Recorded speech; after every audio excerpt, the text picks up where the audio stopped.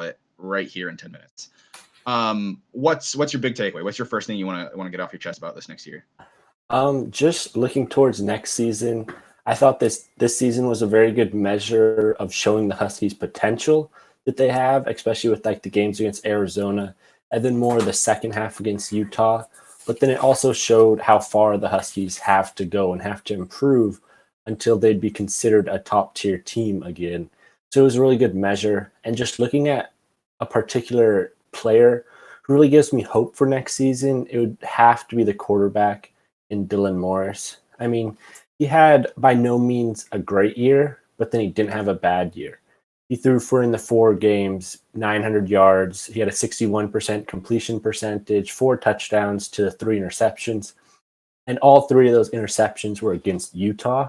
So the other games, he was much more cautious with the ball, which I think that's more of his style. I look at him as kind of a game manager, kind of a quarterback who, with the right pieces around him, he'll be able to succeed and he'll be able to help you win games. But if they don't have the right pieces around him, then he won't just be able to put the team on his back and throw the ball all over the place and win these games against these extremely tough opponents. So that was kind of my first main takeaway, looking at Dylan Morris to continue improving and continue to get better on this offseason, have a better chemistry with his receivers who all may be returning, and just overall improve on a first year starting. Yeah, I mean, when I was looking into the segment and I was like, all right, what's good to go for next season? What do we not really have to worry about? And my first thought was quarterback position. I mean, we have Dylan Morris in there who's more than proven that he's capable to handle the position, if not excel in it. And then we have Sam Heward. I'm so sorry. Sam Heward coming in. I thought that was it, and then I was like, no, it's a funny pronunciation maybe. And then no, it's Heward. Sam Heward's coming in. Ready to challenge for the position. And I think that's going to develop a really youthful, young. I mean, these are both guys who next year will pretty much have 4 years to play afterwards. Morris is set up nicely to defend. He's set the bar for himself and what Heward would have to surpass. Lake has already gone on record as calling Heward the best quarterback in the country. So we see where this is going. And I think the quarterback position absolutely is a spot within our team that is not only bright and young, but also like solidified. There's not really any anxiety or worry there. Even with the departure, or not departure, but soon to be departure, I'm assuming once Jacob Sermon hit the transfer portal, either today or yesterday sometime.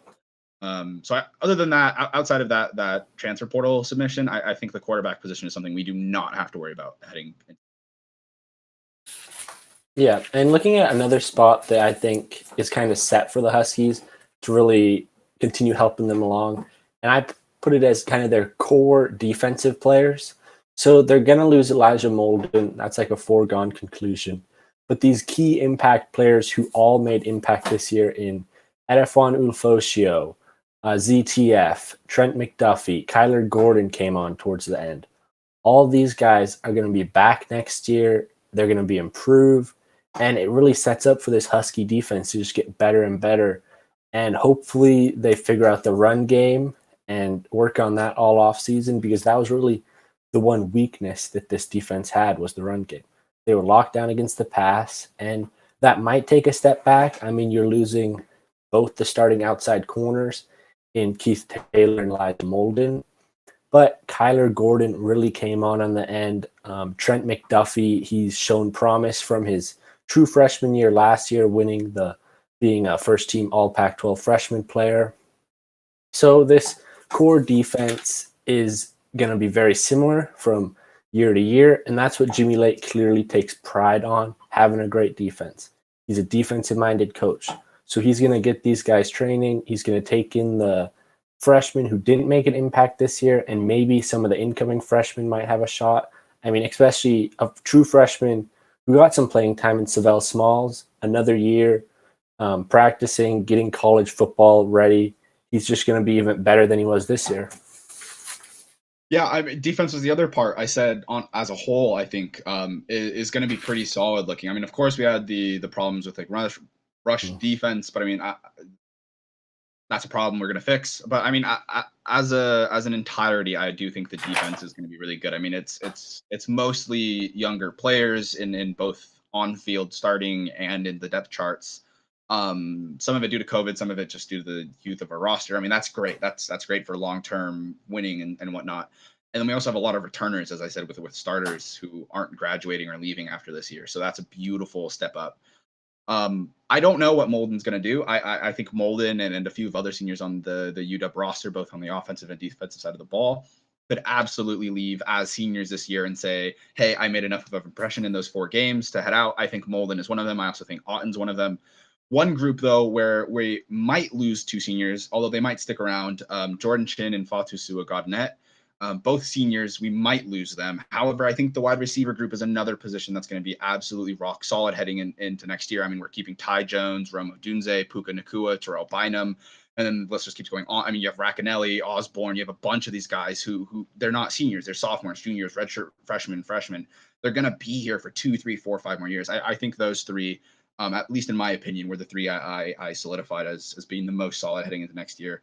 Yeah. Wide receivers, defense, and quarterbacks. Yeah, adding on the receivers, I felt they're in a good position to keep improving. I kind of looked at it as the core receivers who really made an impact this year. They all should be back, with really neither one of the senior receivers really played much this year. So you look at Terrell Bynum, Ty Jones, Puka Nakua as the 3 guys who played the most this year. The 2, Puka Nakua and Terrell Bynum, both missed a couple of games because of COVID possibly. But those guys will be back, hopefully. And then they had the true freshmen, Jalen McMillan, Roma Dunze. Those guys got some playing time, and that'll just help them. Overall, they played okay. I mean, they had some drops, which I can't ignore that. But they were able to get open. They just got to work on catching the ball, getting that chemistry going with Dylan Morris or maybe Sam Heward if he wins the starting job next year. And they did get one of their recruits who signed the letter of intent this year, Jabez Tinai. I mentioned him on an earlier episode, 4-star receiver. He could easily come in and challenge for some playing time. So overall, the receiver group is looking like it's in a good position. It would have been in a better position had they gotten Emeka Egbuka, the 5-star who chose not to come here and chose to go to Ohio State. But that's not going to be talked about here because this is about the Huskies. So overall, overall, the Husky receiver group is looking like it'll be improved next year. They'll just be better, hopefully. Yeah, and there's some things that are going to need some help, obviously. Like, they're looking a little iffy. I think the tight end group is one of those ones that's going to be looking like it's in limbo. No, I actually disagree with you there with the tight end group. I think they're losing Cade Otton for sure, probably. I mean, he had a great year. He'll probably be gone. But you look at some of the guys, Mark Redmond, a 4-star true freshman. He got some playing time earlier on in the season. They had another 4-star freshman tight end who didn't really get any playing time, but got good practice reps, I'm assuming. So overall, I think the tight end position is going to be young. It might struggle early on maybe, but hopefully we get a normal off season and back at it for a full schedule next season so they get time to develop. Here's where I'm worried. It's not that it's one player in Cade Otton that's leaving. It's that it's Cade Otton who's leaving. Cade Otton not only leads receiving yards for the entire team, he has 18 receptions. The next highest is Nakua at 9. So not only does he have the most receptions of anyone on the team this season, but he has double second place. The next tight end on the list is Devin Colt with 1 reception. 1 reception again with Jack Westover. I mean, Cade Otton has 258 yards off of 18 receptions, 3 TDs. I mean, it's not the shoes, it's just the side of the shoes, dude. And it's just, they're massive. And that's why it's limbo for me, is because I'm just not sure if the tight ends we currently have, I haven't seen enough of them from the 4 games we've played to say that they can fill Otton's shoes. Yeah. And a comment we got saying our recruiting director